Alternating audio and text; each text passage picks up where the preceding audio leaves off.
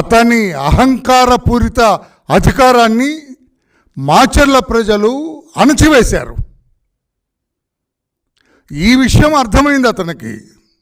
ఈ నెల 13వ తారీఖున పోలింగ్ జరిగేటప్పుడే, ఓట్లు వేసేటప్పుడే అతని నేర సామ్రాజ్యంలో ఉండే ప్రజలందరూ తిరుగుబాటు చేశారు, అతన్ని తిరస్కరించారు, అతని నేరపూరిత సామ్రాజ్యాన్ని కూలతోస్తున్నారు అని అర్థమయ్యి అతను పోలింగ్ బూతుల్లోకి వెళ్ళి ఈ రకమైన అరాచకాన్ని సృష్టించాడు. పోలింగ్ బూత్లోకి వెళ్ళి ఎంతో ధైర్యంగా, ఎన్నడూ జరగని రీతిలో ఈవీఎం బాక్సులు ఉన్నాయో వాటిని పగలగొట్టాడు అతను. అదే ఎలక్షన్ కమిషనర్, పోలీస్ ఆఫీసర్స్ సరిగా నిర్ణయం తీసుకొని ఆ సెన్సిటివ్ బూత్లో సెంట్రల్ ఫోర్స్ని పెట్టినట్టయితే ఇతన్ని కాల్చిపడేసేవాళ్ళు. బాక్స్ పగలగొడితే వారి కళ్ళ ముందు సెంట్రల్ ఫోర్స్ ఉన్నట్లయితే ఫైర్ ఓపెన్ చేసి ఉండేవాళ్ళు, ఇతన్ని కస్టడీలోకి తీసుకుని ఉండేవాళ్ళు. ఇతన్ని పెడరెక్కలు విరిచి పట్టుకొని పోలీస్ స్టేషన్కి తీసుకెళ్ళేవాళ్ళు.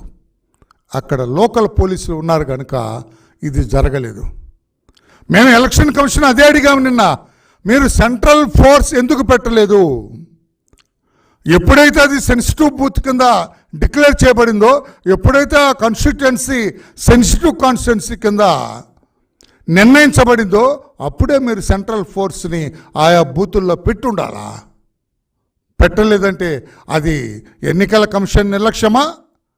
ఆ లోకల్గా పోలీస్ ఆఫీసర్ ఎవరైతే ఇన్ఛార్జ్ ఉన్నారో ఆ నియోజకవర్గానికి అతని నిర్లక్ష్యమా, లేకుంటే అతని ప్రోద్బలమా? ఎక్కడెక్కడ పెట్టారు ఈ రోజున ఈ సెంట్రల్ ఫోర్సెస్ని? ఎన్ని బూతుల దగ్గర వాళ్ళని పెట్టారు? ఎలా వాడుకున్నారో అది కూడా ఈ రోజున సాయంత్రం మేము అడగబోతున్నాం. నేను ఇక్కడ ఏం చెప్పాలనుకుంటున్నా అంటే, సజ్జల రామకృష్ణారెడ్డి అతనేదో చాలా పవిత్రుడు, ఏ నేరం చేయని అమాయకుడు, జగన్మోహన్ రెడ్డి గారికి అత్యంత ఆప్తుడు, జగన్మోహన్ రెడ్డి గారికి ఇష్టమైన వాడు, అతను అలా బాక్సులు బద్దలు కొట్టేవాడు కాదు అని సజ్జల రామకృష్ణారెడ్డి గారు మాట్లాడుతున్నారు. అయ్యా సజ్జల రామకృష్ణారెడ్డి గారు, ఇంకా ఎందుకు బుకాయిస్తారు? ఇంకా ఎందుకు మీకు మేకపోతు గాంభీర్యం? మాచర్లలో ఏదైతే నిశ్శబ్ద విప్లవం జరిగిందో, మాచర్లలో ఏదైతే రాష్ట్ర ప్రజలందరూ కూడా ఒక విప్లవాన్ని, నియోజకవర్గ ప్రజలందరూ కూడా ఒక విప్లవం తీసుకొచ్చారు నిశ్శబ్దంగా. అదే విప్లవం ఆ పిన్నెల్లి రామకృష్ణారెడ్డి అవినీతి సౌధాన్ని కూలదోసింది. అదే రీతిగా 174 నియోజకవర్గాల్లో, అంటే మాచర్ల విడిస్తే 104 అసెంబ్లీ నియోజకవర్గాల్లో కూడా ఈ నిశ్శబ్ద విప్లవం వచ్చింది. జగన్మోహన్ రెడ్డి గారి అహంకారపూరిత అధికారాన్ని, నేరపూరిత సామ్రాజ్యాన్ని, అరాచకపూరిత అధికారాన్ని కూలదోశారు నిశ్శబ్ద విప్లవంతో. ఆ నిశ్శబ్ద విప్లవాన్ని మీరు గ్రహించలేకపోయారు. జగన్మోహన్ రెడ్డి గారి రాక్షస పరిపాలన 5 సంవత్సరాలు భరించిన రాష్ట్ర ప్రజలు నిశ్శబ్ద విప్లవాన్ని తీసుకొచ్చారు. మాకొద్దు ఈ పరిపాలన, మాకొద్దు ఈ అరాచక పాలన, మాకొద్దు ఈ నేరపూరితమైన సామ్రాజ్యం అని కూలతోశారు.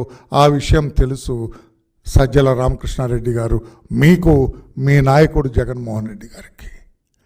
ఇంకా ఎందుకు బుకాయిస్తున్నారు? మీకు ఏజెంట్లుగా కూర్చోటానికి కూడా ఇప్పుడు జనం దొరకట్లేదు. నిజం చెప్పండి సజ్జల గారు, పత్రికా సోదరులారా.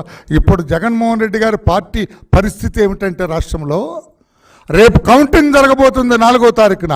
4వ తారీఖున జరగబోయే కౌంటింగ్కి ఏజెంట్లు కూడా దొరకట్లేదు వీళ్ళకి. It is very sorry.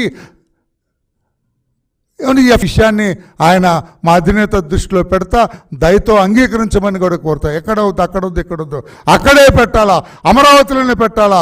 ఆ ముఖ్య ఎవరు మోడీజీ ఎక్కడొచ్చి ఆయన శంకుస్థాపన చేశారో అక్కడే ఆయన పెట్టేసి ఇదిగో అమరావతి ప్రభ వెలుగుతుంది ఈ రోజు నుంచి, అమరావతి ప్రభావం ఈ రోజు నుంచి ప్రారంభమైంది, ఈ అమరావతి ప్రభావాన్ని వైభవాన్ని ఎవరు అడ్డుకోలేరని ముఖ్యమంత్రిగా చంద్రబాబు గారి నోట ఇవన్నీ పలకాలని చెప్పి కూడా కోరుకుంటున్నాను. Thank you everybody. Any question on this, you are at liberty to ask my any question with regard to this. Thank you.